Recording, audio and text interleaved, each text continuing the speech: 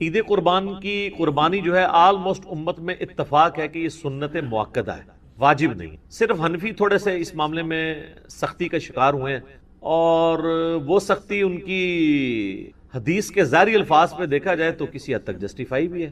سنن ابن ماجہ میں حدیث ہے، المستدرک حاکم کے اندر موجود ہے، مسند امام احمد میں ہے، امام حاکم نے بھی اسے صحیح کہا، امام ذہبی نے بھی موافقت کی کہ جو لوگ استطاعت کے باوجود قربانی نہیں کرتے وہ ہماری عیدگاہوں سے دور رہیں۔ تو اس میں چونکہ ایک وعید ہے، اس کی وجہ سے امام حنیفہ کا یہ موقف ہے کہ عید قربان کی قربانی واجب ہے۔ لیکن ہم پہلے بھی آپ کو بتاتے ہیں کہ احادیث کو آپ نے صحابہ کے فہم کے مطابق دیکھ کے چلیں، سلف کے فہم کے مطابق نہیں، صحابہ کے فہم۔ سلف تو امام حنیفہ بھی ہیں، انہوں نے فہم غلط لے لیا ہے، تو سلف کے فہم سے مراد ہے صحابہ کا فہم۔ صحابہ کا فہم یہ ہے کہ مصنف عبد الرزاق میں اور سنن الکبری البیہقی کے اندر موجود ہے کہ سیدنا ابو بکر اور عمر رضی اللہ عنہما بعض اوقات جان بوجھ کے عید قربان کی قربانی چھوڑ دیا کرتے تھے تاکہ لوگ اسے واجب نہ سمجھ۔ تو عید قربان کی قربانی سنت ہے، واجب نہیں۔ اہل تشیع کے ہاں بھی یہ سنت ہے، واجب نہیں۔ رہا احادیث میں سے یہ ایک حدیث ہے، اس حدیث کے اوپر بھی ہر صحت پہ اختلاف ہے، بہرحال آلموسٹ حسن درجے کی تو یہ بانی جاتی ہے۔ تو وہ ہے نبی علیہ السلام نے ترغیب دلانے کے لیے، جیسے کئی ایک موقعوں پہ آپ علیہ السلام کا جس طرح فرمان ہے کہ یہود و نصارہ کی مخالفت کرو، داڑھیوں کو رنگو، یہ ترغیب دلانے کے لیے۔ ورنہ تو اس حدیث کو روایت کرنے والے جابر بن عبداللہ اور ان سے بھی بڑھ کے مولا علی علیہ السلام نے داڑھی نہیں رنگی، سفید ہی رکھی ہے، جواز کی حد تک یہ مطلب جائز ہے۔ تو یہ واجبیت کے درجے میں نہیں ہے، سنت کے درجے۔ لیکن جس شخص کو اللہ تعالیٰ نے استطاعت دی ہے اسے ضرور قربانی کرے گی۔ میں یہ باتیں اس لیے نہیں کہہ رہا، اللہ کا شکر ہے کہ میں نے جب سے اس اعتبار سے صاحب استطاعت ہوں کہ میں نے خود سے کمانا شروع کیا ہے، 15 سال سے زیادہ ہو چکے ہیں، تو میری تو کسی سال میں بھی قربانی مس نہیں ہوئی ہے۔ نبی علیہ السلام نے بڑے اہتمام کے ساتھ کیا، حتیٰ کہ آپ صحیح مسلم میں جو آپ کے آخری حج کی حدیث ہے 2950، جس میں آپ کا فرمان ہے کہ میں اپنے بعد تم میں وہ چیز چھوڑ کے جا رہا ہوں جس سے پکڑ لوگے کبھی گمراہ نہیں ہوگے، وہ اللہ کی کتاب ہے۔ مسلم میں صرف اللہ کی کتاب کا ذکر، سنت والی حدیث حاکم کے اندر ہے، وہ بھی حسن درجے میں۔ اور رہی غدیر خم کی حدیث، وہ تو حجۃ الوداع کے موقع پہ نہیں بلکہ واپسی پہ خم نامی گاؤں میں، وہ 6225 سے 6۔ تو بخاری مسلم میں جو حدیث ہے 2950 2950 جابر بن عبداللہ سے، وہ بڑی رکت انگیز حدیث ہے۔ جابر بن عبداللہ آلموسٹ نابینا ہو چکے ہوتے ہیں، تو امام باقر ان کو ملنے کے لیے جاتے ہیں، تو ان کو بتایا جاتا ہے کہ حضور کا بچہ ہے آپ کے پاس، امام باقر حضرت حسین کے پوتے، تو وہ ان کو اپنے پاس بٹھاتے ہیں، تو حضرت امام باقر اس حدیث کو روایت کرتے ہیں، اور امام باقر سے امام جعفر صادق نے بیان کیا ہے، اور 2 واسطوں سے امام مسلم نے لی۔ تو امام باقر کہتے ہیں کہ جابر بن عبداللہ میرے یہ سامنے کے بٹن کھولتے ہیں اور میرے سینے پہ یوں ہاتھ رکھتے ہیں اور کہتے ہیں تم میرے نبی کے بیٹے ہو، تم مجھ سے جو پوچھنا چاہتے ہو پوچھو۔ تو وہ کہتے ہیں میں آپ سے پوچھنے آیا ہوں کہ نبی علیہ السلام نے حج کس طرح کیا۔ تو وہ حج کی آلموسٹ 7-8 صفحوں پہ لمبی حدیث ہے، مسلم شریف میں 2950 اور مشکات میں دوسری جلد میں حج کے چیپٹر میں پہلی حدیث نبی علیہ السلام کے حج پہ۔ یہ امام باقر نے روایت کی ہے، ان سے امام جعفر نے سنی ہے، اور پھر بعد میں 2 واسطوں سے امام مسلم۔ اس میں الفاظ ہیں کہ یمن سے نبی علیہ السلام نے 100 اونٹ منگوائے حجۃ الوداع کے موقع پر، 63 اونٹ آپ نے اپنے مبارک ہاتھوں سے نہر کیے ایک حج کے موقع پہ، 63 اونٹ، اور یہ حضور اپنی طرف سے کر رہے ہیں، اور باقی 37 جو ہیں وہ مولا علی کو کہا کہ تم نے کرنے ہیں۔ تو 63 میں اشارہ تھا کہ آپ کی چونکہ زندگی مبارک کے 63 سال ہیں، آپ نے پورے سال ایک سال کی قربانی ایک ہی دفعہ کی ہے۔ اور اس کے بعد جابر بن عبداللہ کہتے ہیں کہ جب وہ 100 کے 100 اونٹ نہر ہو گئے تو نبی علیہ السلام نے حکم دیا کہ ہر اونٹ میں سے ایک بوٹی لی جائے، اور وہ ساری 100 کی 100 بوٹیاں ایک دیگ میں ڈال کے پکائی گئیں، ہر ایک جانور سے ایک بوٹی لے کے۔ اور پھر جابر بن عبداللہ کہتے ہیں کہ مولا علی نے اور نبی علیہ السلام نے ایک دسترخوان پہ بیٹھ کے تناول فرمایا۔ تو وہ پوری کی پوری حدیث جو ہے نا بڑی رکت انگیز ہے پڑھنے والی، نبی علیہ السلام کے آخری حج کا بیان، حجۃ الوداع۔ اس سے بھی یہ بات پتہ چلی کہ نبی علیہ السلام نے اس سنت کا بڑا اہتمام کیا، لہٰذا اس چکروں میں تو پڑھنا ہی نہیں چاہیے کہ جناب واجب ہے یا سنت ہے، بھائی سنت ہے کریں گے۔ البتہ یہ ٹیکنیکل بحثیں اس لیے کی جاتی ہیں جب حنفیوں کی طرف سے زیادہ ایمفسائز کیا جاتا ہے اس مسئلے کے اوپر، اور بلکہ وہ تو ایک اور سٹیپ آگے چلے جاتے ہیں، وہ کہتے ہیں گھر میں جتنے لوگ الگ سے بھی صاحب استطاعت ہیں، کسی بیوی کے پاس سونا ہے تو وہ علیحدہ سے اپنی قربانی کرے گی، فلاں کرے گی، اور وہ بہت آگے چلے جاتے ہیں، اس لیے پھر یہ بحثیں جو ہے نا وہ سٹارٹ ہو جاتی ہیں۔ تو یہ سنت ہی ہے، واجب نہیں ہے، لیکن سنت مؤکدہ ہے، سنت دائمہ متواتر اور مسلسل۔ جزاک اللہ۔ علی بھی اگلا سوال ہے، قربانی کے لیے صاحب استطاعت ہونے کے اعتبار سے نصاب کیا ہوتا ہے؟ نصاب کے اوپر جی اتفاق ہے، صاحب نصاب وہ ہے جس میں قربانی کی استطاعت ہو۔ اس کا زکوٰۃ کے نصاب کے ساتھ 52.5 تولے چاندی یا 7.5 تولے سونے کے ساتھ کوئی تعلق نہیں۔ ایک غریب آدمی ہے، قربانی کے دنوں میں اس کے پاس مال آ جاتا ہے تو وہ قربانی کے اعتبار سے صاحب استطاعت ہے، وہ قربانی کر سکتا ہے۔ کر سکتا ہے لفظ میں اس لیے بول رہا ہوں چونکہ واجب نہیں، میں یہ نہیں کہوں گا کہ وہ ضرور کرے پھر تو واجبیت ہو جائے گی نا، تو میں نے آپ کو پہلے اس پہ بحث کر چکا، تو وہ صاحب استطاعت ہے، ضرور کرے۔ جہاں ہم اتنے اور خرچے کرتے ہیں تو قربانی کیوں نہ کرے؟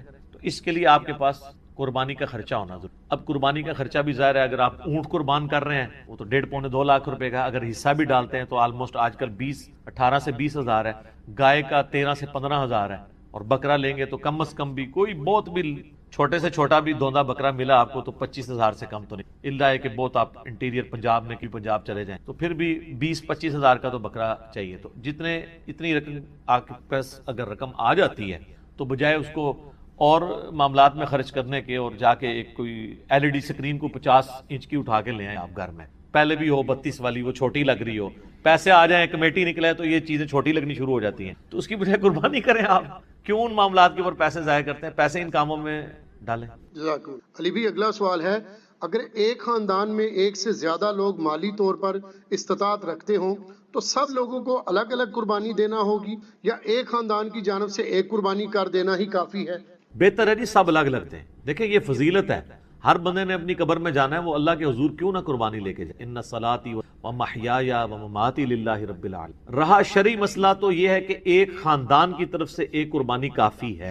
وہ سنن ابن ماجہ میں بھی اور جامع ترمذی میں حدیث موجود ہے، ابو ایوب انصاری رضی اللہ تعالیٰ عنہ سے جب پوچھا گیا تو انہوں نے فرمایا کہ ہم نبی علیہ السلام کے زمانے میں ایک خاندان کی طرف سے ایک ہی بکری قربان کیا کرتے تھے، پھر بعد میں جب لوگ باہم دولت میں ایک دوسرے پہ فخر کرنا شروع کر دیا تو پھر ایک سے زیادہ لوگ جانور قربان کرنا شروع کر دیا۔ اور ایک اور حدیث ہے سنن ابن ماجہ میں بھی، المستدرک للحاکم میں، ایک اور صحابی کہتے ہیں کہ ہم تو ہمیشہ سے پورے خاندان کی طرف سے ایک ہی جانور قربان کیا کرتے تھے، بکری یا بکرا، اور لیکن اب میرے گھر والے مجھے اکساتے ہیں تو ہم یعنی ایک دوسرے پہ روب ڈالنے کے لیے کہ ہمسایوں نے تو 3 بکرے دیے ہیں تم کیوں ایک۔ یہ صحابہ کے زمانے میں بھی سر یہ جو ہائری پیڑی ہے جو ہم کہتے ہیں نا اس پیڑی نے تیار نہ کرتا، یہ وہ جو ایک خاندانی ٹسل ہے، یہ تو وہ صحابی کہتے ہیں اب مجبوراً ہمیں اپنے گھر والوں کے اکسانے کے الفاظ ہیں، اکسانے پہ ہم بھی 1-2 بکرے زیادہ کر دیتے ہیں، ورنہ شرعی مسئلہ یہی ہے کہ ایک خاندان کی طرف سے ایک قربانی۔ یہ خاندان سے مراد ایک چولہا ہے، ایک چولہا اس اعتبار سے کہ میاں بیوی بچے۔ اب آپ کو گھر ایسا لے آئیں کہ جہاں پہ 5 فیملیز رہ رہی ہیں اور چولہا ایک ہو تو وہ آپ کہیں گے ایک قربانی نہیں، وہ 5 خان۔ چولہا عموماً بولا جاتا ہے اس اعتبار سے کہ ایک کوئی مرد ہے، اس کی بیوی اس کے ساتھ ہے، اس نے ماں باپ بھی اپنے ساتھ رکھے ہوئے ہیں، ایک ہی چولہے سے کھا رہے ہیں تو وہ اس اعتبار سے ایک خاندان ہے۔ تو لیکن اگر 5 خاندان ایک جگہ پہ رہ رہے ہیں اور دیکھ پکاتے ہیں اور وہ کہیں چولہا ہمارا ایک ہے، دیکھ پک رہی ہے تو سر ایک گائے بھی لے سکتے ہیں، وہ 5 مل کے 5 حصے اس میں رکھ لیں۔ 5 تو خیر کم سے کم ہے، زیادہ سے زیادہ 7 ہے۔ اچھا یہ بھی بات لوگوں میں مشہور ہے کہ نہیں 7 ضروری پورے کرنے ہیں، نہیں 7 زیادہ سے زیادہ، ایک بندہ بھی ایک گائے دے سکتا ہے، 2 بندے بھی مل کے ایک گائے دے سکتے، بکرا نہیں 2 بندے مل کے دے سکتے گائے۔ تو اگر 5 گھر میں خاندان ہے، ویسے خرچے ان کے علیحدہ علیحدہ ہیں، صرف ایک چولہا اکٹھا ہونے سے یہ نہیں ہوگا کہ ایک خاندان بنے گا۔ اب یہ تو نہیں ہے کہ بھی ایک بھائی کی سالی کی شادی آئی ہے تو دوسرا بھائی اس کے بچوں کو وہ بوٹ لے کے دے رہا ہے اور 7 جوڑا لے کے دے رہا ہے، وہ اپنے باقی خرچے بھی تو کر رہے ہیں نا۔ تو اس اعتبار سے اگر میاں بیوی بچے یہ ایک خاندان ہے، چاہے وہ 5 بھائی اکٹھے رہ رہے ہیں، چولہا اکٹھا جل رہا ہے، پھر بھی وہ 5 خاندان تصور ہوں گے، ہر ایک خاندان کو اپنی قربانی الگ سے دینی چاہیے اور اس سنت کے اوپر عمل کرنا چاہیے۔ ایک خاندان کی طرف سے ایک قربانی کر لینا کافی ہے۔ ٹھیک ہے علی بھائی اگلا سوال ہے، اگر کوئی شخص آلریڈی مقروض ہے تو کیا وہ قربانی دینے کے لیے قرضہ اٹھا سکتا ہے یا قربانی نہ دے؟ قربانی کیوں نہ دے جی، کروڑ پتی لوگ بھی مقروض ہیں، یہ بڑے بڑے فیکٹریوں کے مالکوں سے آپ پوچھیں، انہوں نے کروڑوں میں قرضے اٹھائے ہوئے ہیں، وہ ایکویٹی تو ان کی 40% ہے، 60% تو ڈیٹ انہوں نے بینکوں سے اٹھایا ہوا ہے، وہ تو سب سے پہلے تو ان کی قربانی ساقط ہو جائے گی جو امریکن بیل چپ فٹ شدہ جو ہے منگوا کے یہاں پہ قربان کر رہے ہیں، اگر آپ ان کو دیکھیں مقروض وہ بھی ہیں۔ یہ قرضہ جو ہے یہ عارضی قرضہ ہے، یہ اس قرضے کو وہ قرضہ نہیں کہا جاتا کہ جس کی بنیاد پہ قرضہ یہ ہے کہ ایک بندہ قرضے کے تلے اس طرح دب گیا کہ اس کی 2 وقت کی روٹی محال ہو گئی ہے اور وہ روکی سوکی کھا کے گزارا کر رہا ہے، اس کو مقروض کہا جاتا ہے۔ کروڑ پتی لوگوں کو مقروض نہیں کہا جاتا، وہ تمہارے پرائم منسٹر صاحب بھی کہتے ہیں اتنی تنخواہ لے کے بھی کہ میرا مشکل سے چولہا جلتا ہے، تو قربانی تو پرائم منسٹر میں بھی کوئی نہیں بن رہی ہوگی۔ اس طریقے سے اگر دیکھا جائے بڑے بڑے فیکٹری آنرز جو ہیں تو وہ اس طرح نہیں ہے، قرضہ اٹھا کے آپ کریں۔ یہ کمیٹی آپ نے قرضے ہی تو ڈالی ہوتی ہے، کمیٹی ڈال لیں، سالی کی شادی کے لیے ڈالتے ہیں، بھائی کی شادی کے لیے ڈالتے ہیں کمیٹیاں، اور وہ جوتیاں اور کپڑے ہوں تب بھی نئے لے کے دیتے ہیں بچوں کو، اس کا خرچہ نکالیں تو ایک بیل میں حصہ ڈالنے سے تو کم ہی بنتا ہے، یہ بیل میں حصہ ڈالنا تو اس سے کم ہی بنتا ہے۔ آج کل ایک ایوریج شادی کے اوپر 15-20 ہزار روپے لگ جاتا ہے، تو سر 12-13 ہزار روپے کا آپ بیل میں حصہ نہیں ڈال سکتے؟ ضروری ہے کہ آپ نے بکرا ہی لینا ہے، بیل میں حصہ ڈال لیں۔ تو یہ جو آپ نے کمیٹی بھی ڈالی ہوتی ہے، اگر ایک سپوز لاکھ روپے کی آپ کی کمیٹی نکلی ہے، تیسری یا چوتھی، اور 10,000 روپیہ مہینہ ہے، تو چوتھی آپ نے کمیٹی جب لے لی ہے تو آپ نے ابھی تک تو 40,000 اس کو جمع کروایا ہے نا کمیٹی والے کو، 60,000 تو آپ نے بعد میں کرانے ہیں، لیکن لاکھ روپے آپ نے پہلے ہی اٹھا لیا ہے، تو 60,000 کے تو آپ بھی مقروض ہیں، تو پھر تو دنیا میں کوئی بندہ ہی نہیں بچے گا۔ لوگ اتنے بولے بن کے نہ وہ کہتے ہیں، کئی لوگ پوچھ رہے تھے جی قرضہ بھی ہے، زکات بھی دینی ہے، قرضہ بھی جو مائنس کریں گے، اور مائنس بھی کتنے الٹے طریقے سے کرتے ہیں، اس طریقے سے تو الٹا اس کو زکات دینی پڑ جائے گی۔ وہ پتہ کس طرح کر رہے ہوتے ہیں، مثلا ایک بندے کا کاروبار ہے 1 کروڑ روپے کا، 40 لاکھ روپیہ اس کا اپنا تھا سرمایہ، 60 لاکھ اس نے بینک سے اٹھایا قرضہ، کتنا ہو گیا 1 کروڑ۔ اب وہ جب حساب کرنے لگتا ہے نا سال بعد، وہ کہتا ہے جی میں نے 1 کروڑ روپیہ کاروبار میں لگایا ہوا ہے، تو 1 کروڑ کی زکات جو ہے وہ کیسے نکالی؟ وہ پھر کہتا ہے کہ دیکھیں جی میرا تو اپنا تھا 40، 60 میں نے بینک سے اٹھایا، تو 60 میں سے 40 نکل گئے، تو 20 لاکھ کا تو میں ابھی بھی مقروض ہوں، تو میں تو مقروض ہوں، میں کیوں زکات دوں گا؟ حالانکہ وہ بیوقوف بھول جاتا ہے کہ کاروبار میں اس نے 1 کروڑ لگایا ہوا ہے، یہ 60 لاکھ 1 کروڑ میں سے مائنس ہونے ہیں، 40 لاکھ میں سے نہیں مائنس ہونے۔ 40 لاکھ تو اس کا اپنا تھا نا، 60,000 اس نے قرضہ اٹھایا، تو ٹوٹل کتنا ہوا 1 کروڑ۔ اب کاروبار میں 1 کروڑ لگا ہوا ہے، 1 کروڑ میں سے 60 لاکھ مائنس ہونا ہے، اپنے 40 جو بھی وہ 60 کاٹ دیتے۔ ویسے ماشاءاللہ آپ ان کو دیکھیں، ان پڑھ چٹے ان پڑھ ہے، کروڑوں کا بزنس کر رہے ہیں، آپ کو جناب زبانی پورے دن کا حساب کتاب بتا دیں گے، اور نام نہیں اپنا لکھ سکتے، کاروبار میں اتنے تیز ہیں۔ دعائے قنوت پھر بھی نہیں یاد ہوگی، جنازے تو ویسے ہی نہیں یاد آتا، غور پہ ہے کوئی اور۔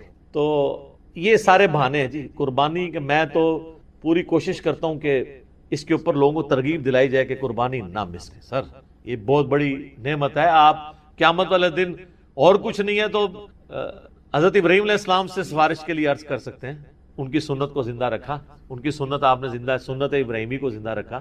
کوئی ایک نیکی اپنے ساتھ رکھیں اور اچھی چیز قربان کریں، ریاکاری کے لیے نہیں۔ جس طرح وہ یہ بھی دیکھیں آپ، یہ ٹی وی چینلز پہ شروع ہو جائے گا، وہ کراچی میں ایک بندہ ہے، وہ جناب بچپن میں ایک بیل اوپر 30 منزل پہ 4تھی منزل پہ چڑھا لیتا ہے، پھر وہ کرین آتی ہے اس کو اتارنے کے لیے۔ اس طریقے سے ایک بندہ ہے وہ جناب امریکن بیل منگواتا ہے، اس میں چپیں فٹ ہوئی ہوتی ہیں۔ اگر یہ وہ اللہ کے لیے اچھا جانور دینا بہت اچھی بات ہے، لیکن اس کی نمائش نہیں ہونی چاہیے۔ ریاکاری ہوئی تو اعمال برباد ہونے کا خدشہ ہے۔ مسند احمد میں حدیث ہے، جس نے دکھلاوے کے لیے نماز پڑھی اس نے شرک کیا، حالانکہ پڑھی نماز ہے۔ دکھلاوے کے لیے روزہ رکھا اس نے شرک کیا، اور دکھلاوے کے لیے اللہ کی راہ میں صدقہ کیا، یہ صدقہ ہی ہے نا اللہ کی راہ قربانی کر، تو اس نے شرک کیا۔ اور جو مسلم شریف میں حدیث ہے کہ قیامت والے دن ایک سخی کو، ایک شہید کو، ایک قاری کو بلایا جائے گا، اللہ تعالیٰ تینوں کو اپنی نعمتیں گنوائے گا، تو پوچھے گا تو نے میرے لیے کیا کیا؟ شہید کہے گا یا اللہ جان دے دی، اور کیا کرتا؟ اس سے بڑی کیا بات تھی؟ اللہ کہے گا اس لیے دی کہ لوگ تجھے بہادر کہیں، لہٰذا دنیا میں تیری بڑی تعریف ہوئی ہے، اوندھا منہ کر کے دوزخ میں۔ سخی کو اللہ تعالیٰ پوچھے گا، کہے گا یا اللہ میں نے تو اتنا کچھ خیرات کیا، میں تو مسجد کی ٹوٹیوں کے اوپر نیم پلیٹ بھی لگوائی کہ فلاں سیٹ صاحب نے یہ وضو خانہ اور ٹائلٹ بنوایا ہے، اور بھی تو یقین نہیں آتا بریکٹائز۔ تو اللہ تعالیٰ گا یہ تو اس لیے کہا کہ لوگ اس تیری تعریف کریں، کر لی گئی، جا دوزخ میں، تم میرے پاس کوئی اجر۔ اور اس طریقے سے قرآن کے قاری کو کہا جائے گا تو نے اس لیے کیا کہ لوگ تیری تعریف کریں، تو بہت بڑا لامہ ہے۔ تو تجھے دنیا میں لوگوں نے ماشاءاللہ اتنی مدہ ذلہ دامت برکاتم عالیہ اور حافظہ اللہ، آیت اللہ، یادگار اسلاف۔ یادگار اسلاف نہ لکھا کرو، مطلب پتا کیا ہے کہ جڈا وڈا فراڈیا ہے نا، یہ اسلاف بھی ایڈے وڈے فراڈی ہے سن، یہ انہوں دی یاد ہی تازہ کر رہے ہیں نا، یہ تو اتنا خطرناک جملہ ہے نا لکھا کرو۔ میرا دماغ ہوئے پاسے ٹر جاتا ہے کہ یار یادگار اسلاف اگر یہ ہے تو یہ مطلب ہے جو میں سوچتا ہوں کہ پچھلے بھی یہی کچھ کرتے رہے ہیں اور یہ انہی کی یاد تازہ کر رہا ہے، تو یہ مطلب یہ انہی کی جائز روحانی اولاد ہے۔ یادگار اسلاف نہ لکھا کرو اگر اسلاف کو آپ نے بچانا ہے۔ یہ باتیں کرنا صرف آسان ہے، دین کے اوپر چلنا بڑا مشکل کام۔ تو جناب قرضہ اٹھانا پڑتا ہے تو کوئی مسئلہ نہیں، قرضہ کیا آپ کو سب مر چلیں، قرضہ اٹھا کمیٹی ڈال لیں، پلان کریں قربانی کے لیے۔ اگر آپ نے ہر مہینے میں بھی 1000 روپے علیحدہ کیا ہو نا، سال بعد 12,000 روپے بن جاتا ہے، آپ ایک حصہ ڈال ہی سکتے۔ تو اس کو جس طرح باقی خرچے رکھے ہوئے ہیں نا، بچوں کی فیس، بچوں کی فیسیں آج کل 2,000 سے تو سٹارٹ ہو رہی ہیں ایک عام نارمل سکول کے اندر، تو 24,000 روپے تو آپ بچوں کی فیس بھی سال کی دے رہے ہیں۔ کورونا کی وجہ سے پھر بھی حیا نہیں آئی ہے اسکول والوں کو کہ پیسے ہی کچھ کام کر دیں، فیسیں آپ سے پوری لے رہے ہیں۔ تو سال میں 1000 روپے علیحدہ کر کے آپ اللہ کی راہ میں قربانی نہیں کرنی چاہیے. ایون قرضہ بھی اٹھانا پڑتا ہے، ضرور اٹھائیں، کریں، کیونکہ یہ قرضہ ایسا نہیں ہے کہ جو آپ کی گردن کو دبوچ لے گا، آپ آسانی سے اتار لیں گے. 12-13 ہزار روپیہ کیا چیز ہے؟ اب اس چکر میں نہ پڑ جائے کہ میں نے جا کے 50,000 روپے دی کوئی بیتل بکری جا کے لینی ہے، تو وہ تو ظاہر ہے اتنا بڑا آدمی نہ ڈالیں آپ. ٹھیک ہے، نارمل قربانی کر لیں جو آپ گھر میں. اچھا، بعض لوگ ہیں گھر میں موٹا گوشت کھانے کو عیب اور گالی سمجھتے ہیں، اور جب قربانی کا موقع آتا ہے تو وہ بڑے گوشت میں حصہ ڈال دیتے ہیں پیسے بچانے کے. چاہیے یہ ہے کہ پھر جو اگر آپ چھوٹے گوشت کو پریفرلی گھر میں کھاتے ہیں، صرف چھوٹا گوشت جو کھا رہے ہیں میں ان کی بات کر رہا ہوں، جو مکس کر کے کھا رہے ہیں ان کی بات کر رہا ہوں، تو آپ کو پھر قربانی بھی چھوٹے گوشت کی ہی دینی ہے. لن تنالوا البر حتى تنفقوا مما تحبون. تم کبھی بھی نیکی کے اعلیٰ درجے کو نہیں پا سکتے جب تک کہ پسندیدہ چیزیں اللہ کی راہ. ویسے موٹے گوشت سے آپ گن کھائیں اور کہیں جی ساڈے گھر سے پکدا ہی چھوٹا ہے. جو قربانی دی واری آئے تھے وہ جناب موٹے گوشت کا حصہ 13,000 روپے کا بن رہا ہے اور بکرا جو ہے وہ آ رہا ہے 30,000 روپے کا.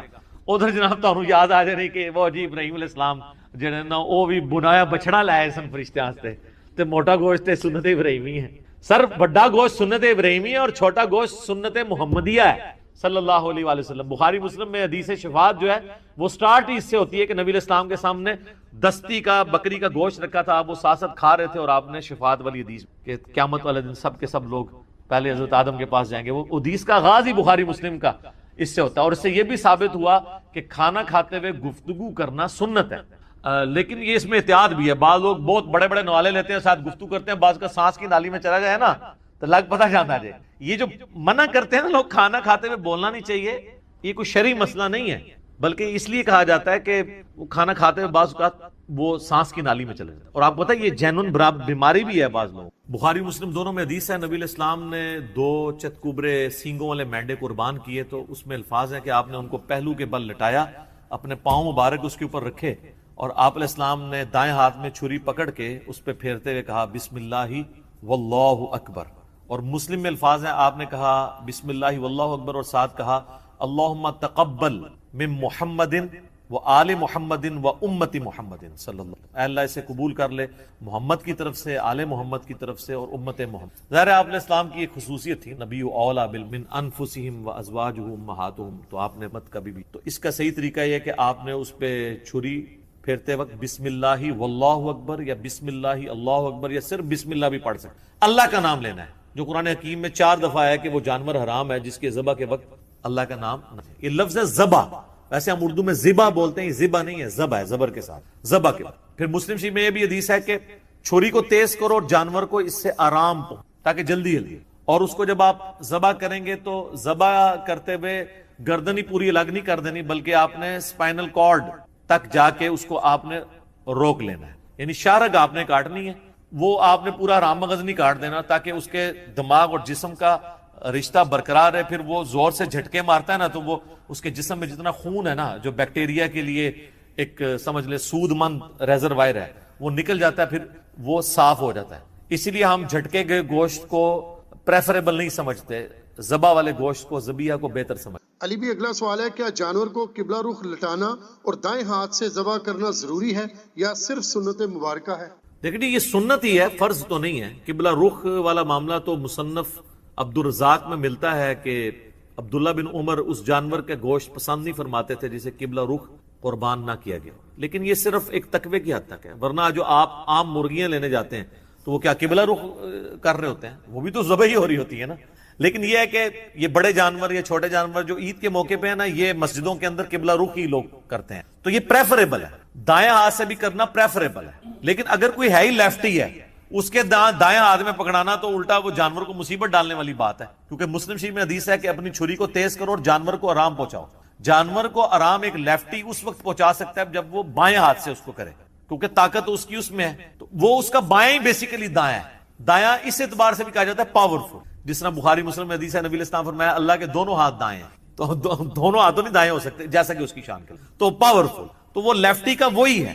البتہ کھانے والا معاملہ اور لین دین میں چونکہ پاور نہیں لگتی ہے وہ آپ دائیں ہاتھ. صحیح مسلم میں حدیث ہے کہ شیطان بائیں ہاتھ سے کھاتا پیتا ہے، تم دائیں سے کھاؤ. اور مسلم شریف میں ایک حدیث ہے کہ آپ نے ایک شخص کو دیکھا وہ الٹے ہاتھ سے کھا رہا تھا، آپ نے فرمایا اللہ کے بندے دائیں ہاتھ سے کھا. تو اس نے اپنی شرمندگی بچانے کے لیے کہا کہ میرا تو دائیں ہاتھ کام ہی نہیں کرتا، جھوٹ بولا نا. تو حضور کی مبارک زبان سے الفاظ نکلے پھر تیرا دائیں ہاتھ نہ ہی اٹھے. اور فالج اس پہ گرا، وہ پوری زندگی اس کا دائیں ہاتھ منہ تک نہیں پہنچا. کسی ایک کو تو نشان عبرت بنانا ہی ہوتا. کسی کو حضور نے کہہ دیا کہ اللہ تیرا پیٹ نہ بھرے، پوری زندگی اس کا پیٹ نہیں بھرتا. نبی کی زبان سے جو بات نکلی ہے پھر وہ اس طریقے سے پوری ہوتی ہے. سنن ابن ماجہ میں حدیث ہے کہ نبی صلی اللہ علیہ وآلہ وسلم نے فرمایا کہ دائیں ہاتھ سے کھاؤ پیو اور دائیں ہاتھ سے لین دین بھی. لین دین میں بھی ظاہر ہے کہ آپ روٹیاں، سبزی، نوٹ تو دائیں ہاتھ سے لے سکتے ہیں، لیکن ایک 10 کلو کا آپ کو اگر کوئی وزن پکڑا دیتا ہے تو ایک بندہ لیفٹی دائیں ہاتھ میں پکڑے گا تو ہو سکتا ہے وہ جس سے لے رہا ہے اسی کے پاؤں پہ ہی گرا دے پہلے. تو اس میں تو پھر لا یکلف اللہ نفسا الا وسعہا، تو وہ پھر بائیں ہاتھ سے اسے. اور اس میں جو بندہ ایکسپرٹ ہے نا اسی کو قربان کرنا چاہیے. بعض اوقات لوگ جو ہے نا وہ خون دیکھ کے یا چھری پھیرتے ہوئے خود بھی بے ہوش ہونے کے چانس ہوتے ہیں. تو شوق ہوتا ہے اس کا، پھر حال یہی ہے کہ وہ کسائی پھر ایسے لوگوں کو کہتے ہیں کہ آپ ہمارے ہاتھ کے اوپر ہاتھ رکھ لو، پھیرتا کسائی ہے، ٹھیک ہے بس وہ ہلا کر لیتے ہیں تو ہاتھوں پہ ہاتھ رکھ لیتے. اس لیے جو ہے نا وہ اس میں دیکھنا چاہیے.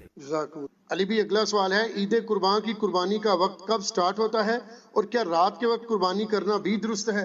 رات کے وقت کیوں نہیں کر سکتے؟ عموماً کسائی اس وقت نہیں آتے ہیں، ظاہر پورا دن بیچارے قربانی کر کے تھک گئے ہوتے ہیں تو کدھر رات کو آئیں گے. اس لیے ایک مت ہے. پھر رات کو کریں گے بھی تو آپ لوگوں کے دروازے توڑ کے تو ان کو جا کے گوشت نہیں بانٹیں گے، صبح تک تو اتنا گوشت سنبھال نہیں سکتے، وہ خراب ہو جائے گا. اس لیے رات کو قربانی نہیں کی جاتی.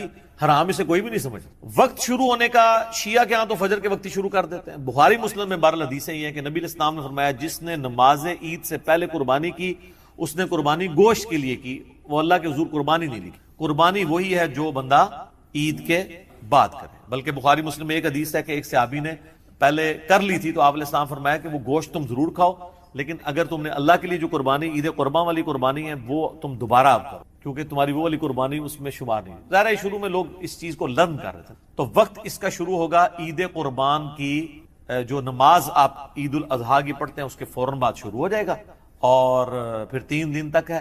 10، 11، 12 کی مغرب سے پہلے پہلے آپ کر سکتے ہیں اور یہاں پہ سٹارٹ ہوگا عید کی نماز کے بعد آپ اس کو. باقی یہ ضروری نہیں ہے کہ آپ نے اگر عید نہیں پڑھی ہوئی تو آپ اپنا جانور قربان نہیں کر سکتے. عید کی نماز ویسے ہی سنت ہے، یہ واجب تو ہے نہیں، خام خواہ دھکے سے کوئی واجب. تو اگر آپ نے عید کی نماز نہیں پڑھی ہوئی لیکن عامت المسلمین نے نماز پڑھ لی ہے اور کسی ایک جگہ پہ ہو گئی ہے اور اس کے بعد آپ جانور گرا لیتے ہیں تو چاہے آپ نے پڑھی یا نہیں پڑھی آپ کا جانور وہ قربانی میں ہی شمار ہوگا، اس میں کوئی مسئلہ نہیں ہے. اور وہ بھی 3 دن کے اندر اندر آپ کو قربان کرنا ہوگا، 10، 11، 12 اور 12 کی مغرب سے پہلے.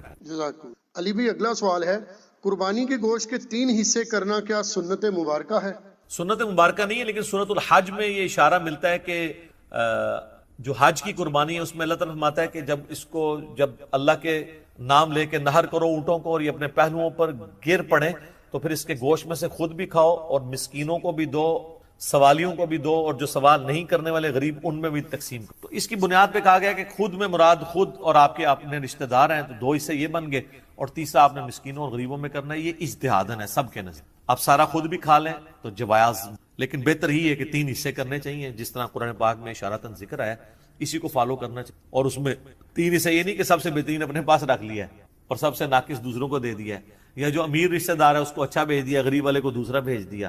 تو اس طرح کا معاملہ نہیں کرنا چاہیے. آپ جو اپنے لیے پسند کرتے ہیں وہ پھر وہی آیت جو بار بار آئے گی، لن تنالوا البر حتی تنفقوا مما تحبون، کبھی بھی نیکی کے اعلیٰ درجے کو نہیں پا سکتے جب تک دیدہ چیزیں قربان نہ کر. جزاک اللہ. علی بھی اگلا سوال ہے، کیا قربانی کے دن جانور کے گوشت سے روزہ کھولنا چاہیے یا اس کے بغیر بھی ناشتہ کیا جا سکتا ہے؟ ناشتہ کیا جا سکتا ہے. بخاری میں اتنا ملتا ہے کہ نبی علیہ السلام جب چھوٹی عید یعنی جسے ہم کہتے ہیں عید الفطر کے لیے جب جاتے تھے تو آپ میٹھی کھجوریں کھا کے جاتے تھے تاک تدار. یہ صحیح بخاری میں. ترمذی میں آتا ہے کہ جب آپ عید الفطر کے لیے جاتے تھے تو میٹھا کھا کے جاتے تھے اور عید الاضحیٰ کے لیے خالی پیٹ جاتے تھے اور واپسی پہ آ کے کھاتے. باقی وہ جو مسلم میں ڈیٹیل حدیث ہے 2950 جو میں نے شروع میں بیان کی تھی، امام باقر علیہ السلام نے جو جابر بن عبداللہ سے بیان کی ہے، اس میں یہی ہے کہ نبی علیہ السلام نے 100 اونٹ نہر کروائے، 63 خود کیے، 37 مولا علی سے کروائے اور سب سے ایک گوشت کا ٹکڑا لے کے وہ دیگ میں ڈالا اور پھر اس کو کھایا. تو اس میں اشارہ ملتا ہے کہ نبی علیہ السلام پریفریبل عید والے دن اپنی قربانی کے گوشت سے ناشتہ تناول کرنا پسند فرماتے تھے. لیکن نبی علیہ السلام تو یہ کر سکتے کیونکہ ان کی تو قربانی شروع میں ہو جانی ہے. اگر ایک بندے کی جاگے عصر کے وقت قربانی ہو رہی ہے تو وہ شام تک بیٹھا رہے گا.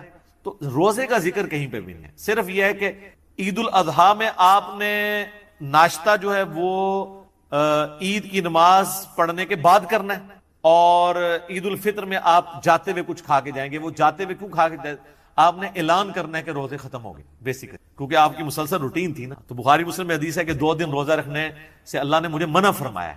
تو وہ جو منع ہونے کی جو ہے نا دلیل، وہ یہی ہے کہ آپ نے جاتے ہوئے کرنا ہے. تو اب بڑی عید میں بھی اگر آپ نے شام تک روزہ چلانا ہے تو اس سے تو منع کیا گیا ہے. تو آپ ناشتہ کر لیں لیکن واپسی پہ کریں، جاتے ہوئے کچھ کھا کے. تو یہ چیز. علی بھی اگلا سوال ہے، قربانی کی کھال کس تنظیم کو دینی چاہیے؟ اس کے علاوہ وہ بھی کوئی مصرف ہو تو وہ بھی ہمیں بتا دیجیے. تنظیم دیکھیں جی، اب تو آلموسٹ تنظیمیں ٹھنڈی ہو گئی ہیں، کیونکہ کھالیں بہت سستی. جس طرح آج سے 20 سال پہلے بڑی کھال 5,000 روپے کی، آج تو شاید وہ 25,000 کی ہوتی، لیکن تو اب 500 کے اوپر وہ کھالیں جو ہیں وہ اٹھاتے ہی کوئی نہیں، اس پہ تو نمک ہی لگ جاتا ہے 100. تو اب اور یہ انٹرنیشنل سازش ہوئی ہے مسلمانوں کے، اگرچہ اس میں جرم چند لوگوں کا تھا.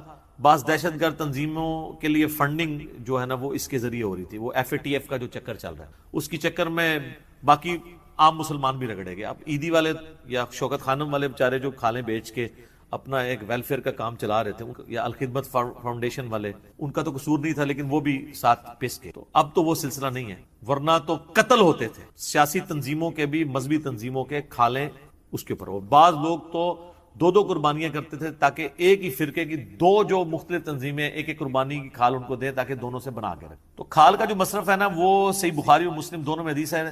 مولا علی علیہ السلام کہتے ہیں کہ نبی علیہ السلام نے میری ڈیوٹی لگائی تھی کہ جو جانوروں کی لگامیں ہیں اور جانوروں کی کھالیں ہیں اور اس کے اوپر وہ جو باقی جتنے بھی لوازمات لگے ہیں وہ میں سب کا سب صدقہ کروں اور کسائی کو اجرت کے عوض یہ چیزیں نہ دوں. اور صحیح مسلم میں حدیث ہے کہ قربانی کی کھال کو آپ اپنے استعمال میں مسلح کے طور پہ اور ڈھول بنانے کے لیے لا سکتے ہیں. مختصر یہ کہ اس کا وہی مصرف ہے جو گوشت کا مصرف. گوشت آپ خود بھی کھا سکتے ہیں، کسی کو بھی دے سکتے ہیں. کھال آپ خود بھی استعمال کر سکتے ہیں، کسی کو بھی دے سکتے ہیں. کسائی کو اس لیے نہیں دے سکتے کہ وہ پھر اس کے معاوضے کے عوض جاری ہوتی ہے. جس طرح عام دنوں میں آپ دیکھتے ہیں لوگ کوئی جانور گراتے ہیں تو وہ کسائی کہتا ہے جی میں کھال ہی لے لوں گا. اب نہیں ویسے کسائی کھال لیتے، کیونکہ اب تو کسائیوں کا ریٹ کھال سے بہت زیادہ ہے. جس زمانے میں ریٹ وہ قریب ہوتے تھے تو وہ کہتے تھے ٹھیک ہے بکرا ہم ذبح کر دیں گے، کھال مجھے دے دینا. تو قربانی میں تو وہ کام نہیں آپ کا. تو کھال کا مصرف یہ ہے کہ آپ کسی بھی تنظیم کو جو گورنمنٹ کی طرف سے رجسٹرڈ ہو، بینڈ نہ ہو، چاہے وہ سیاسی ہو یا مذہبی تنظیم ہے، آپ اس کو دے سکتے ہیں، خود بھی. علی بھی اگلا سوال ہے، کیا غیر مسلم کو قربانی کا گوشت دیا جا سکتا ہے؟ تالیف قلب کے لیے دے سکتے ہیں. اہل سنت اہل تشیع دونوں کا اتفاق ہے کہ غیر مسلم کو گوشت دیا جا سکتا ہے. قرآن نے جب ذکر کیا سورہ الحج کے اندر کہ مسکین کو اور غریبوں کو کھلاؤ، تو ظاہر ہے اس میں وہ بھی شامل ہیں.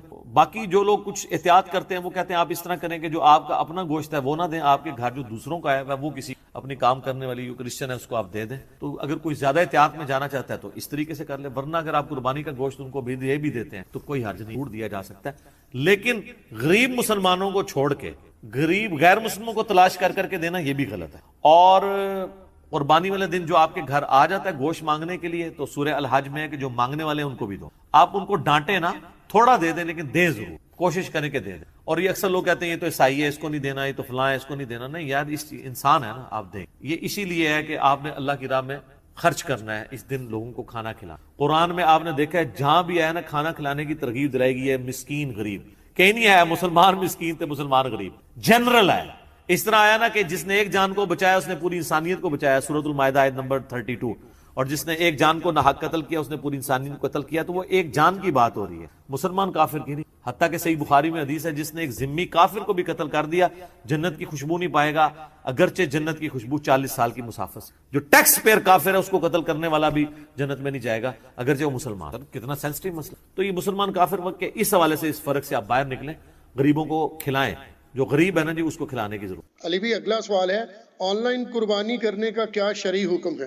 آن لائن قربانی کے اوپر آلریڈی میرا ایک کلپ آ چکا ہے جس میں میں نے بتایا کہ آن لائن قربانی جو گورنمنٹ کی طرف سے اتھینٹیکیٹڈ آرگنائزیشنز ہیں ان کے تھرو کریں. یہ نہ ہو کہ آپ پیسے دیں، یا تو لوگ حج عمرے والے پیسے لے کے بھاگ جاتے ہیں، قربانی وہ کریں ہی نہ.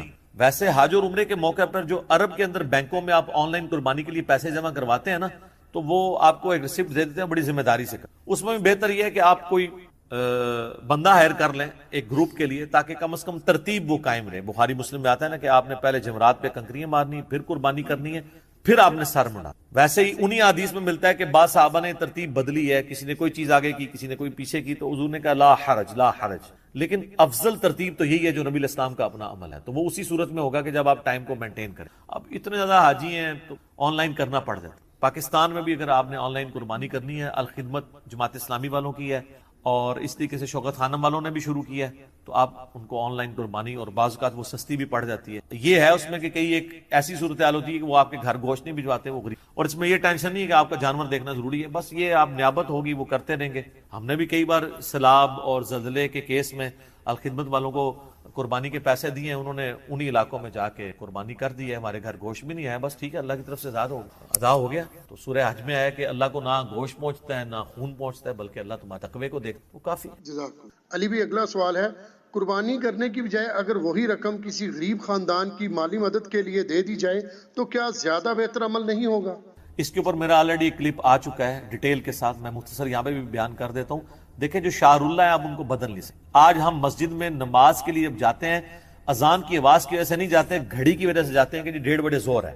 تو پریکٹیکلی یورپ اور امریکہ میں تو اذان کی ضرورت ختم ہو چکی، اور یہاں پہ بھی کئی جگہوں پہ، لیکن ہم اس کو بدل نہیں سکتے. اسی طریقے سے قربانی کے پہلے 3 چکروں میں جو رمل کیا جاتا ہے وہ مشرکین عرب پہ روب ڈالنے کے لیے تھا، لیکن آج تک وہ سنت کے طواف کے دوران، حج اور عمرے کے. تو یہ شعار اللہ نہیں آپ بدل سکتے. رہا غریبوں کو دینا، آپ الگ سے دیں. غریبوں کو آپ نے ضروری ہے پیسے ہی دینے، گوشت دے دینا، غریب بھی کھا لینا چھوٹا گوشت ہے، وہ بھی اس کی بریانی بنا کے کھا لے موٹے گوشت کی، تو آپ گوشت دے دینا. یہ ہمیں خام خواہ لوگوں کے دماغ میں کیڑا آتا ہے. اصل وہی ہے جو دین نے ایز اے شریعت آپ کو تعلیم کی ہے، آپ یہ کام نہیں کر سکتے.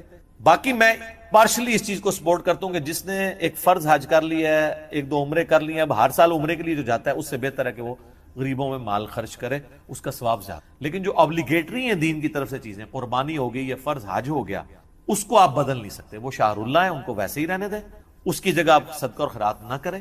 باقی کئی لوگ ہیں جو دونوں کام کر سکتے ہیں، ان کو اللہ نے اتنی وسعت دی ہے کہ وہ ہر سال عمرے میں بھی جاتے ہیں اور غریبوں میں بھی لاکھوں روپے خرچ کرتے ہیں، تو ان کو بھی کچھ نہیں کہیں گے، ٹھیک ہے دونوں کام لے گئے. باقی میں نے اپنے لیے تو یہ رکھا ہے کہ میں تو 2014 کے بعد سے پکی نیت کر لی تھی کہ اب عمرے بھی اتنے کیے ہیں، حج بھی کر لیا ہے، فرض حج، اب دوبارہ اس کام میں پیسہ نہیں لگانا. اور بہت سی چیزیں میں آپ پیسہ، جس میں ٹاپ آف دا لسٹ میں بار بار کہتا ہوں، ہمارے ملک میں پاورٹی سرکل سے کسی غریب خاندان کو نکالنے کا طریقہ یہ ہے کہ ان میں سے بچے کا آپ خرچہ اٹھا لیں کہ آپ اسے پڑھا دیں، تاکہ پورے خاندان کو پاورٹی سرکل سے باہر نکالیں. باقی میرا یوٹیوب پہ ایک کلپ بھی ہے، قربانی ورسز غریبوں میں مال تقسیم، میں نے کافی اس میں اور بھی گفتگو کی ہے.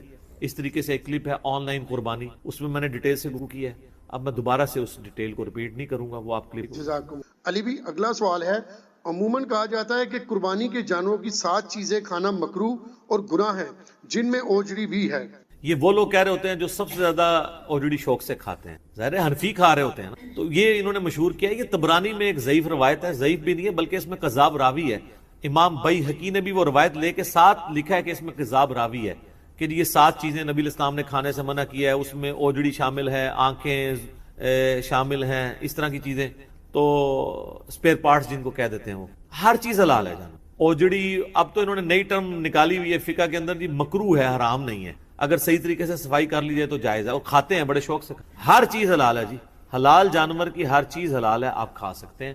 جس روایت کی بنیاد پہ انہوں نے کلیم کیا وہ روایت ہی گھڑی ہوئی روایت ہے. ہاں دل نہ مانے لادا بات ہے. مثلا میں نے کبھی مغز نہیں کھایا، مغز تو حنفیوں کے نزدیک بھی حلال ہے، ان 7 چیزوں میں نہیں آتا، میرا دل نہیں مانتا.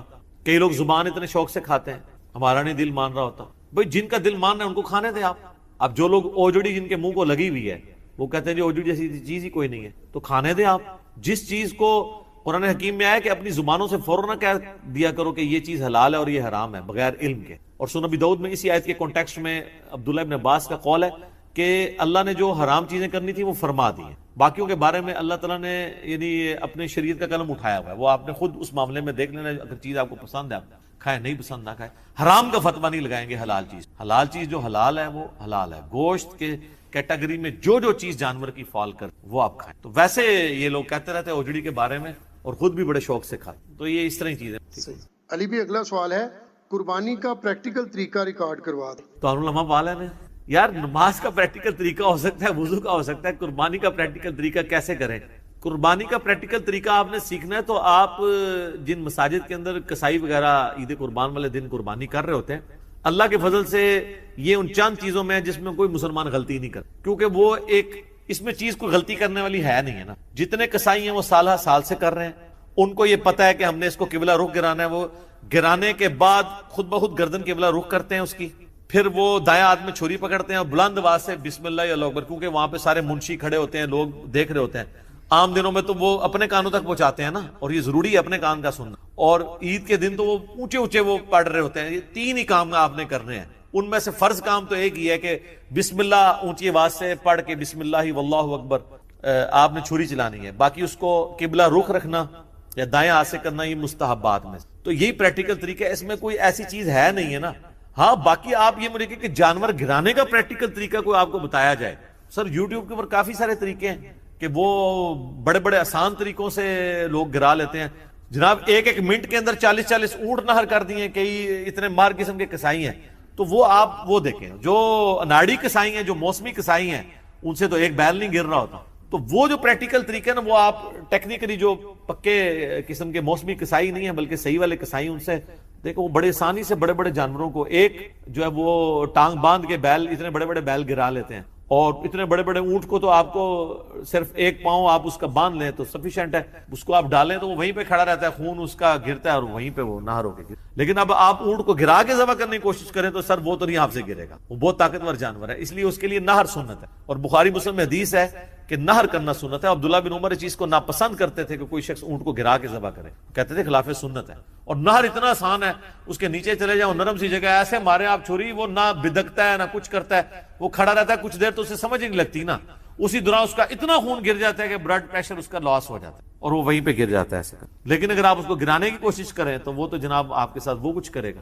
اس کو آپ نے نہر کرنا ہے. فَصَلِّ لِرَبِّكَ وَانْحَرْ, اپنے رب کا نام لے کر نماز پڑھو اور نہر کرو. علی بھی اگلا سوال ہے, قربانی کا گوشت کتنے دن تک کھا سکتے ہیں؟ قربانی کا گوشت اگر تو آفت والے کوئی معاملات نہیں ہے, بخاری مسلم میں آیا نا کہ جب قحط پڑ گیا تو حضور نے 3 دن سے زیادہ گوشت, اور جب قحط نہیں تھا تو آپ نے عام اجازت دی جتنی دیر آپ سٹور کر سکتے. اس کو اب آپ نے میڈیکلی چیک کرنا ہے. ویسے اگر آپ وہ تشریق والا کام کر لیں نا, یعنی دھوپ میں خشک کر کے, وہ تو آپ کئی مہینوں کھائیں, اس میں کوئی بیماری نہیں. فریزر میں جو آپ رکھتے ہیں, بعض ڈاکٹر کہتے ہیں 1 مہینے سے زیادہ اس کو ڈیلے نہ کریں, اس میں وہ بیکٹیریا اس طریقے سے ڈورمنٹ پوزیشن میں چلے جاتے ہیں. لیکن دھوپ میں آپ جو گوشت خشک کر لیتے ہیں نا, اس کے تو بیکٹیریا ختم, اس میں اب تعفن نہیں پڑے. تو یہ چونکہ میڈیکل کی فیلڈ کا سوال ہے تو آپ ڈاکٹر سے رابطہ کریں, وہ تو 1 مہینے کا کہتے ہیں کہ زیادہ سے زیادہ اتنی دیر اس کو زیادہ دیر سٹور نہ کیا. آپ جتنی جلدی کر سکتے ہیں کھائیں, باقی غریبوں میں تقسیم. ہاں جو دھوپ میں خشک کیا ہوا گوشت ہے وہ آپ کئی مہینوں بھی اس کو استعمال کریں, وہ تو آپ سمجھ لیں اچار کے ایکویلنٹ ہے. آئل میں آپ نے اچار ڈال دیا ہے, اس میں آپ بیکٹیریا پڑنا ہی نہیں. اس طرح اس کا بھی ہے. علی بھی اگلا سوال ہے, اگر جانور زخمی ہو کر بھاگ جائے تو اسے گولی مار کر ذبح کیا جا سکتا ہے؟ گولی مار کے ذبح تو کرنے کی ضرورت نہیں پڑے گی. گولی ماریں گے تو وہ گر جائے گا, اور اس کی جان فوراً تو نہیں, یہ کوئی چڑیا تو نہیں ہے نا, جانور کی جان تو کافی دیر سے نہیں. تو گولی مارنے کے بعد جب وہ گر جائے تو پھر جا کے اسے ذبح کر لو. اور اگر بسم اللہ اللہ اکبر پڑھ کے آپ نے گولی ماری ہے, گولی چیرنے کا کام بھی کرتی, چاہے وہ گردن پہ نہیں کسی اور جگہ پہ بھی لگے, تو وہ اسی کیٹیگری میں جو آلریڈی میرا کلپ ریکارڈڈ ہے کہ جتنے شکاری جو کتے ہوتے ہیں جو آپ نے پالے ہوئے, اس سے قربانی کا جو طریقہ ہے وہ آپ چھرا مار کے, تو وہ کتے کے پہنچنے سے پہلے جانور مر جائے یا آپ کے تک پہنچنے تو وہ حلال ہی ہوگا, کیونکہ وہ چیرتی بھی ہے, وہ چھری کا کام بھی. تو اگر آپ نے ماری بسم اللہ اللہ اکبر کہہ کے گولی ماری, مر گیا اسی گولی سے, حلال ہوگا. لیکن یہ مرتا نہیں ہے, آپ وہاں پہنچے جا کے اس کو, لیکن سر میں گولی نہ مارے, کسی اور جگہ جہاں سے خون نکلے. اور وہ لیکن یہ ایز اے لاسٹ ریزارٹ ہے جب آپ کے قابو سے باہر ہو گیا, ورنہ تو آپ اگر ماہر ہیں تو اس تک کی نوبت ہی نہیں آتی. علی بھی اگلا سوال ہے, کیا سب سے پہلے کلیجی کا گوشت کھانا سنت ہے؟ اس طرح کی کوئی حدیث میرے علم میں تو نہیں ہے. جو آپ کو پسند ہے سب سے پہلے وہ کھائیں. کلیجی کا پسند ہے تو کلیجی کا یہ ذرا جلدی پک جاتی ہے, ٹیسٹی بھی ہوتی ہے, تو وہ ذرا آسانی ہو جاتی, تو ٹھیک ہے کھائیں. علی بھی اگلا سوال ہے, اگر کوئی ذبح کے وقت اللہ تعالیٰ کا نام لینا بھول جائے تو جانور حلال ہوگا یا کہ حرام؟ پہلے تو اس بندے کو ذبح کرنا چاہیے کہ ایک ہی کام تھا وہ بھی تو بھول گیا ہے. یہ میں یعنی ایک جوک کے طور پہ, اللہ کا نام لینا اگر وہ بھول گیا ہے تو پھر وہ کر رکھا ہے تو جانور تو حرام ہوگا. قرآن میں 4 جگہ ہے کہ جس کے ذبح کے وقت اللہ کا نام نہیں لیا گیا وہ جانور حرام, اس کا گوشت بھی آپ نے چھری چلائی, چلانے کے بعد آپ کے ذہن میں ابھی اس کی جان نہیں نکلی, زندہ ہے نا ابھی, تو جان نہیں مکمل نہیں, تو آپ جو باقی کی چھری جو چلا رہے ہیں اس میں بسم اللہ, جب تک مکمل اس کی جان نہیں نکلتی اس وقت تک آپ اس کو قربان کر سکتے. تو ویسے تو یہ کہ ایسے بندے کو جس کا دماغ ہی حاضر نہیں ہے اس کا کیا کام ہے وہ یہ کرے. اس لیے ہم تو جب مرغی بھی ذبح کروانے جاتے ہیں تو اس کو کہتے ہیں بھائی اونچی آواز سے تکبیر. تو یہ ہوتا نہیں ہے, ویسے ایک سوال تھا, انٹرٹین ہو گیا. ادروائز جانور چاہے وہ نہیں ہے کہ بھول چوک معاف ہے, کہ آپ نے روزے کی حالت میں بھول چوک کھا لیا تو روزہ آپ کا چلے گا, یہاں نہیں چلے گا. یہ تو بیسک اس کی ریکوائرمنٹ ہے, اور اپنے کانوں کا سننا ضروری. دل میں بھی تکبیر کافی نہیں ہے, ذہن میں نہیں. نماز بھی دل میں پڑھنے سے نہیں ہوتی جب تک زبان سے نہ. علی بھی اگلا سوال ہے, کیا قربانی کے جانور پر سواری کی جا سکتی ہے؟ ہاں جی کر سکتے ہیں. ویسے تو لوگ اسے معیوب سمجھتے ہیں، اور آج نہیں، اس زمانے میں بھی. بخاری مسلم میں حدیث ہے، نبی الاسلام ایک جگہ سے گزر رہے تھے تو ایک شخص تھا، تو وہ جانور کو ہانک رہا تھا اور خود بھی ہانپا ہوا تھا تھک تھک کے. تو آپ فرمایا اللہ کے بندے اس پہ چڑھ جا. اس نے کہا یا رسول اللہ یہ قربانی کا جانور ہے. آپ فرمایا اللہ تجھ پہ رحم کرے، چڑھ اس کے اوپر. 3 دفعہ آپ نے فرمایا اسے. تو وہ اسے بے ادبی سمجھ رہا، تو بے ادبی نہیں ہے، بلکہ مسلم شریف میں آیا کہ نبی الاسلام نے خود بھی اس جانور کے اوپر قربانی کی ہے جو آپ نے ہدی کے لیے جانور ساتھ لے. تو آپ جانور کی قربانی کر سکتے ہیں، وہ اس سواری کے طور پہ آپ اس کو استعمال کر سکتے ہیں. باقی اب بکرا ہے اور اس کے اوپر ایک کوئی 80 کلو کا بندہ چڑھ گیا تو وہ تو غلط ہے. یہ تو میں بیل کی بات کر رہا ہوں یا اونٹ کی، یا چھوٹا بچہ اور وہ بکرے کے اوپر چڑھ جاتا ہے جس کا اپنا 10-12 کلو وزن ہے. بڑا بندہ تو اب ظلم کرنے والی بات ہے نا. وہ تو شاید اس غرض میں لوگ کہتے ہوں کہ نہیں چڑھنا چاہیے، ادروائز آپ قربانی کے جانور کے اوپر سواری کر. علی بھی اگلا سوال ہے، کیا قربانی کے 5 حصے اور کسائی کے 2 حصے گوشت کے لیے رکھے جا سکتے ہیں؟ نہیں، ساری قربانی برباد ہو جائے گی. ایک بندے نے بھی صرف گوشت کی نیت کی اور قربانی کی نہیں کی ہے، یا عقیقے کا حصہ بیچ میں ڈالا ہوا ہے. عقیقے کے لیے تو پوری جان دینی ہے آپ نے، میں الگ سے ڈسکس کر چکا ہوں. ایک بندہ بھی ایسا شامل ہے نا جس نے گوشت کے لیے ڈالا ہے اور قربانی کے لیے نہیں، باقی ساروں کا برباد. علی بھائی اگلا سوال ہے، قربانی کا جانور گم ہو جائے اور بعد میں مل جائے تو اسے بیچ کر رقم لے سکتے ہیں، جبکہ اس کے بدلے میں نیا جانور خرید کر قربان کر لیا ہو؟ اگر نیا خرید کے قربان کر چکے ہیں پھر تو معاملہ ہی ختم ہو چکا. وہ تو پھر آپ کا اس سے دستبردار ہو چکا ہوا ہے معاملہ. تو آپ وہ جانور جو ہے چاہے خود کھا لیں یا اس کو بیچ لیں، آپ اس کی رقم لے لیں. وہ تو اسی طریقے سے تھا، میں نے قربانی کے لیے جانور لیا، کچھ دن بعد مجھے ایک اور جانور پسند آیا تو میں اس کو بیچ کے ایک نیا لے لوں قربانی سے پہلے. اسی کو آپ اس طرح ایکسٹراپولیٹ کر لیں. تو اگر آپ کر چکے ہیں تو ٹھیک. اور اگر آپ نے نہیں کیا ہوا، جانور گم گیا تھا اور آپ کے پاس استطاعت نہیں تھی تو آپ نے نیا بھی نہیں خریدا، ٹھیک ہے، جب بعد میں ملے اس وقت قربان کر. صحیح. علی بھی اگلا سوال ہے، کیا جانور کو بے ہوشی کا ٹیکا لگا کر ذبح کیا جا سکتا ہے؟ بے ہوشی کا ٹیکا لگا کے آپ ذبح کر سکتے ہیں، کیونکہ اس کی جان تو نہیں نکلی، اس وقت زندہ ہے. تو اگر آپ سمجھتے ہیں کہ آپ کو بہت طاقتور جانور ہے تو آپ یہ کوئی اس میں کوئی ایسا عیب نہیں ہے، کیونکہ قربانی کے وقت یہ کیا جا رہا ہے. اور عیب کے والے سے ایک چیز یہ بھی یاد رکھیے گا، اگر عیب جانور میں بعد میں پیدا ہوا ہے نا تو پھر اس کو عیب نہیں کہا جائے گا. مصنف عبدالرزاق کے اندر حدیث ہے کہ عبداللہ ابن زبیر نے ایک کانی اونٹنی دیکھی تو انہوں نے کہا اگر تو یہ کانی جو ہے نا وہ خریدنے کے بعد ہوئی ہے نا پھر تو قربانی کر لو، اور اگر یہ خریدنے سے پہلے کی تھی تو اس طرح کوئی زخمی ہے، کوئی جانور چھلانگ مار کے ٹانگ توڑ لی ہے اس نے اپنی اور بعد میں زخمی ہوا ہے خریدنے کے بعد، تو اس کی قربانی لگ جائے. پہلے سے تھا پھر نہیں. علی بھی اگلا سوال ہے، کیا سنی، شیعہ، بریلوی، دیوبندی اور اہل حدیث وغیرہ ایک ہی قربانی میں شریک ہو سکتے ہیں؟ نہیں ہو سکتے. کار کے تک دیکھ لو، نہیں ہوتے. شرعی طور پہ ہو سکتے ہیں، پریکٹیکلی نہیں ہو. ہاں ظاہر ہے وہ تو ایک دوسرے کو مسلمان ہی نہیں سمجھتے. ویسے آپ کے ڈر کی وجہ سے نہ کہیں، آپ کہیں نا کسی یہ سبز پگڑی والے کو کہ ایک بد مذہب وہابی ہے، اس کا آپ کے جانور میں حصہ ڈالنا ہے، تو وہ کہے گا پہلے تو اس کو تجھے میں ذبح کروں گا نا جو تو میری اس طرف. اہل حدیث سے کہیں گے ایک قبر پرست، قبروں کا پجاری ہے، ایک بریلوی ٹائپ بن، تو کہیں گے جناب آپ نے ہماری قربانی ضائع کرنی. اس میں آلریڈی ایک کلپ بھی ریکارڈڈ موجود ہے. بھائی جو کلمہ کو مسلمان ہے نا اس میں چاہے کوئی بھی عیب پایا جاتا ہے، وہ مسلمان ہے نا تو اس کو آپ قربانی میں شریک کر سکتے. باقی آپ کا دل نہیں مانتا آپ نہ کریں، اپنے بریلویوں میں کریں، دیوبندیوں میں کریں، اہل حدیث میں کریں، شیعہ میں کریں. بہتر عافیت اسی میں ہے کہ اپنے کفر میں قربانی کریں. ان کا کفر یہی ہے نا. صحیح. علی بھی اگلا سوال ہے، کیا کسی غیر مسلم سے قربانی کا جانور خرید سکتے ہیں؟ ہاں، کیوں نہیں خرید سکتے. غیر مسلم کے ساتھ آپ کاروبار بھی کر سکتے ہیں. بخاری مسلم میں حدیث ہے کہ آپ علیہ السلام جب فوت ہوئے تو آپ کی زیرہ جو ہے یہودی کے پاس چند گیہوں کے عوض گروی رکھی، تو غیر مسلم سے آپ کیوں نہیں خریدتے؟ بالکل. علی بھی اگلا سوال ہے، کیا غیر مسلم کسائی سے جانور ذبح کروا سکتے ہیں؟ ہاں جی، اگر وہ اہل کتاب ہے تو قرآن میں ہے نا سورہ المائدہ کے اندر کہ اہل کتاب کا ذبیحہ اور ان کی عورتیں حلال کی. اہل کتاب سے مراد یعنی وہ جو آسمانی مذہب کا ماننے والا ہے، یہودی اور عیسائی، چاہے وہ شرک بھی کرتے ہوں، اللہ نے ان کو فرق کیا ہے. بت پرست مشرکین سے اہل کتاب کو ممتاز کی. تو وہ اللہ کا نام لے کے اگر ذبح کریں گے تو ہوگا. اگر اللہ کا نام انہوں نے نہیں لیا تو چاہے مسلمان اللہ کا نام نہ لے، چاہے یہودی عیسائی نہ لے، وہ جانور. تو کئی یہاں پہ کسائی ہیں جو کرسچن ہیں، اللہ کا نام لے کے ذبح کرتے ہیں، بلکہ وہ باقیوں سے کم ریٹ لیتے ہیں، تو آپ ان سے کروائیں بس ان کی. علی بھی اگلا سوال ہے، کیا قربانی کے موقع پر تمام حصہ داروں کی موجودگی اور ہاتھ پھیرنا بھی ضروری ہے؟ نہیں، کوئی ضروری نہیں جی، ہاتھ پھیرنا نہ موجود. ایک ٹریڈیشن ہے، وہ اس وقت بلا لیتے ہیں. آن لائن قربانی میں تو اب یہ چیزیں بھی ختم ہو چکی ہیں، یہ کوئی ضروری نہیں ہے، اس کی شرائط نہیں، یہ ہماری ایک ٹریڈ. صحیح. علی بھی اگلا سوال ہے، کیا جانور کی رسی، گھنٹی، زنجیر وغیرہ وغیرہ ذاتی استعمال میں لا سکتے ہیں یا انہیں بھی خیرات کرنا ہوگا؟ ذاتی استعمال میں لا سکتے ہیں. جو گوشت کا مصرف ہے نا وہ ان چیزوں کا مصرف. بخاری مسلم دونوں میں حضرت علی کہتے ہیں مجھے نبی الاسلام نے اونٹوں کے اوپر نگران بنایا جو حج کے موقع پر قربان کیے جا رہے تھے، اور مجھے یہ ساتھ بتایا آپ صلی اللہ علیہ وآلہ وسلم نے کہ دیکھنا اس کی جو لگامیں ہیں یا اس طریقے سے وہ جو گھنٹیاں باندھی ہوئی ہیں بیچ میں، یا اوپر کسی کی زین رکھی ہوئی ہے، یا اس طرح کے ایشوز ہیں، اور اس کی کھال اس کو کسائی کو نہیں دینی ہے اس چیز کے عوض کہ تم اس کی اجرت کے عوض اس کو دے رہے ہو، بلکہ اس کو صدقہ کرنا ہے۔ اور مسلم شریف میں حدیث ہے کہ آپ ان چیزوں کو کھال کو اپنے استعمال میں بھی لا سکتے ہیں، اس کا ڈول بنا سکتے ہیں، مسلح بنا سکتے ہیں۔ مختصر یہ ہے کہ اس کا مصرف وہی ہے جو گوشت ہے۔ قربانی کا گوشت آپ بیچ نہیں سکتے، غریبوں کو دے سکتے ہیں، رشتہ داروں کو دے سکتے ہیں، خود کھا سکتے ہیں۔ کسائی کو نہیں دے سکتے کہ بھئی یہ 5 کلو گوشت رکھ لو، میں نے جو اب تمہیں 5,000 روپیہ دینی تھی مزدوری، وہ نہیں دے سکتے۔ یہ وہ بات ہے وہ جو ہر مسلمان کو پتہ۔ تو کھال کے ساتھ بھی یہی کہا کہ کھال آپ خود استعمال میں لائیں، کسی کو صدقہ کر دیں، کسی الخدمت فاؤنڈیشن والوں کو دے دیں، عیدی والوں کو دے دیں، یا شوکت خانم والوں کو دے دیں۔ ان چیزوں کے لیے آپ اس ساری سوال ختم ہو گئے۔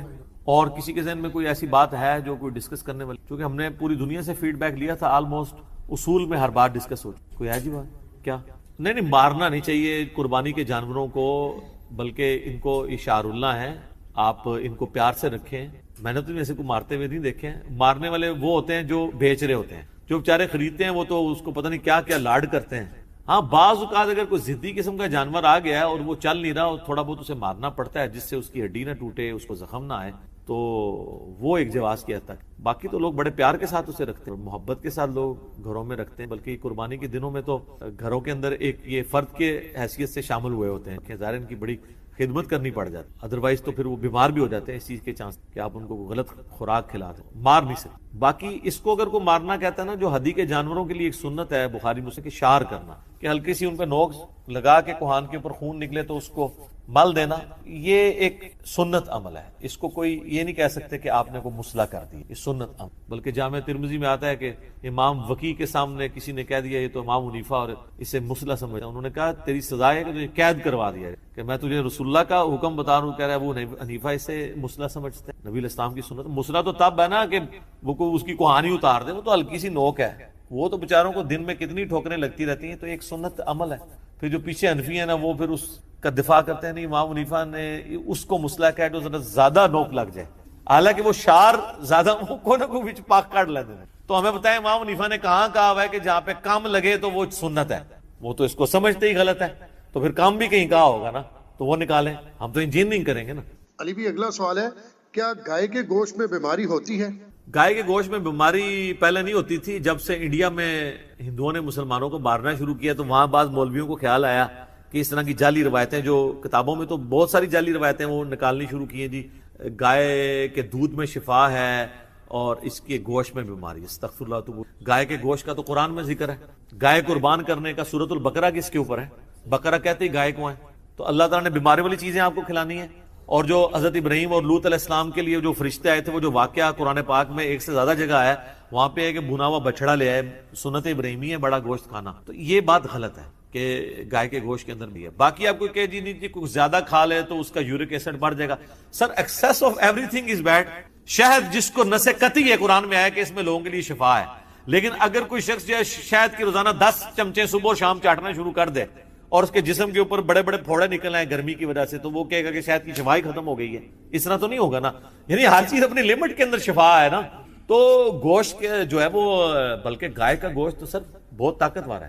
آپ ذرا ہندوؤں سے پوچھیں کہ وہاں پہ بھی اگر کوئی بالر آیا ہے نا انڈین ٹیم کے اندر تو مسلمان ہی آیا ہے، کیونکہ وہ لوگ ویجیٹیرین ہیں، گوشت نہیں کھاتے ہیں، تو طاقت ہی کوئی نہیں ان کے اندر۔ ویسے اب جو ماڈرن ہندو ہیں نا، وہ آلموسٹ ویجیٹیرین نہیں رہے ہیں، وہ کھاتے ہیں، بڑے شوق سے کھاتے ہیں، ان کو پتہ چل گیا کہ یار، اور سائنس کی ترقی کی وجہ سے تو ان کی وہ جو متھ ہے نا وہ ٹوٹ گئی ہے۔ وہ یہ کہتے تھے کہ جی جانور جو ہیں ان کی جان ہے وہ آپ لے رہے ہیں، سر پودوں کی بھی جان ہے، پودے بھی خوش ہوتے ہیں، پودے بھی ناراض ہوتے ہیں، پودوں میں بھی میل ہیں، پودوں میں بھی فیمیل ہیں، یہ بھی چھڑ دو، اب آ کھاؤ، ہاں بیکٹیریا بھی لے رہے ہیں۔ سر آپ کے معدے میں یوزفل بیکٹیریا ہیں جو آپ کے کھانے کو ہضم کرتے ہیں، آپ کا کوئی جسم میں کوئی 1 اسکوائر انچ بھی نہیں جہاں پہ بیکٹیریا نہ پل رہے ہوں۔ آپ ویسے بھی اگر کوئی چیز ایسے چاٹتے ہیں نا، کوئی بھی چیز، تو کئی بیکٹیریا جو یہاں پہ تھے بیچارے وہ آپ کے اندر چلے جاتے ہیں۔ تو وہ اس طرح سے آپ یہ جو جین مت کے ماننے والے ہیں وہ ننگے پاؤں چلتے ہیں، وہ کہتے ہیں جی ہماری وجہ سے جو ہے نا وہ کوئی کیڑا نہ ہمارے پاؤں کے نہیں۔ کیڑے تو انہوں نے دیکھ لیے، جو کئی چیزیں جو ہیں انسان کا امیونٹی سسٹم اتنا یعنی زبردست ہے کہ یہ تو وائرس کو مار دیتا ہے، جنگ کر کے. تو آپ تو روزانہ کروڑوں بیکٹیریا کے قاتل ہیں. آپ کا جو امیونٹی سسٹم تو وہ آپ تو چند ہزار کیڑے بچا رہے ہیں جو اتنے بیکٹیریا آپ مار رہے ہیں. ٹھیک ہے, یہ آپ کو جو چھینک آتی ہے وہ بھی آپ کا امیونٹی سسٹم ریئیکٹ کرتا ہے کہ کوئی اس طرح کے جراثیم جان لیتے ہیں, اٹھا کے برے مارتے ہیں. کتنے آپ کے کھانے والی چیزوں میں ایسے ہارمفل بیکٹیریا ہیں وہ معدے کے جب تیزاب میں جاتے ہیں وہ فارغ ہو جاتے ہیں. تو یہ ساری نان سائنٹیفک باتیں تھی, اس لیے مٹی پلید ہو رہی ہے. اور صرف ان کی نہیں ہو رہی ہے, جس طرح مسلمانوں کے اندر بابوں کی کہانیوں کی مٹی پلید ہو رہی ہے نا, تو ان کی بھی ہو رہی ہے. وہ بھی عجیب و غریب باتیں کرتے تھے. اب وہ باتیں جب سائنٹیفکلی ان کو ہم انالیسس کر رہے ہیں تو اب لوگ کہتے ہیں کہ جی وہ بابا فرید کا لوٹے میں بجلی قید ہوئی ہے. تو اب وہ خود اس کا مذاق اڑا رہے ہیں کہ یار بجلی کا اس سے کیا لینا دینا ہے, جو مرضی کرتے رہو, باتیں جو مرضی بنا لو. صحیح. علی بھی اگلا سوال ہے, غیر مسلم ممالک میں رہنے والوں کو وہیں قربانی کرنا ہوگی یا اپنے آبائی ممالک میں قربانی کے لیے رقم بھجوانا ہوگی؟